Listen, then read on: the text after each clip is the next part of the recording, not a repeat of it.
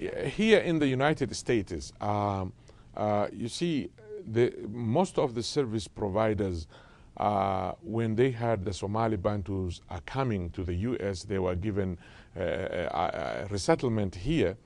Everybody ran to read a little bit in the libraries and whatnot about the Somali Bantu and who they are.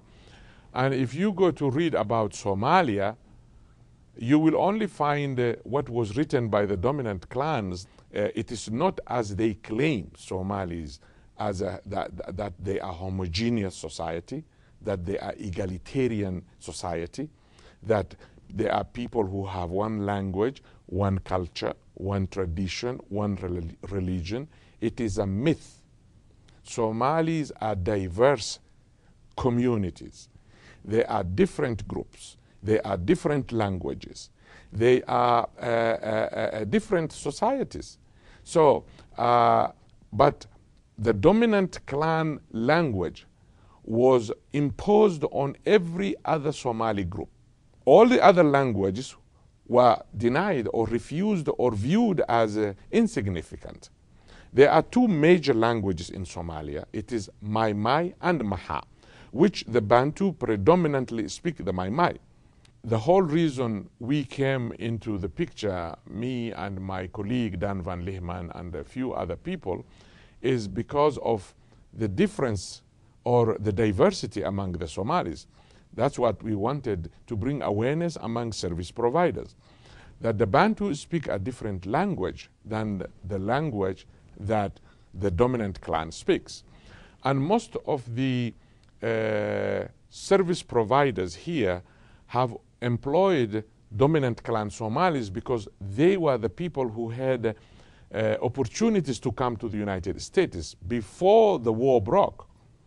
So they speak English fluently. They have been here in this country for over 10 or 15 years. And when the service providers heard of the Somalis coming, they hired dominant clan Somalis, not knowing that they cannot speak Mai. Some of them might speak, but mostly they don't speak the Mai language.